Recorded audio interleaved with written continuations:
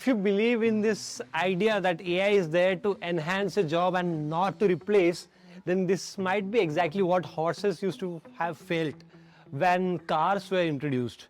Cars never enhanced or was there to increase the efficiency of horses. Instead, it completely replaced it. That's the exact spot where we are at the moment, where AI is replacing human jobs. And don't go with the PR stunts that companies do, right? Where the founders or some CTO would come to the press conference and say that, भाई हमारा जो AI है ना, this is there to enhance the people. पर actual में तुम क्या देख रहे हो? एक्चुअल में तुम ये देख रहे हो कि भाई सब ले ऑफ हो रहे हैं.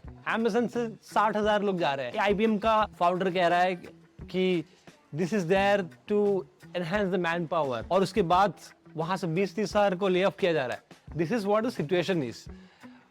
But just don't think that it's there to enhance it, it's there to replace you. तो इसको तुम कैसे समझ सकते हो? इस तरह से समझ सकते हो जैसे तुम सोच सकते हो जब कार्स इंट्रोड्यूस हुए थे, कोई कह रहा था कि यार if cars has come then a lot of new opportunities are also built, right? Drivers को job मिला.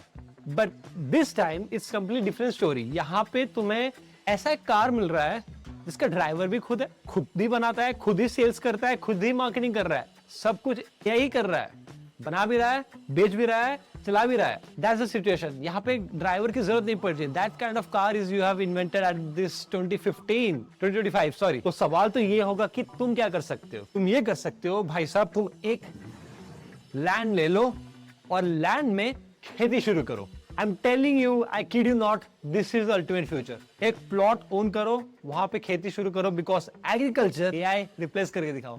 हो सकता है, but when you own a piece of land, you cultivate your own food, no dependency right there.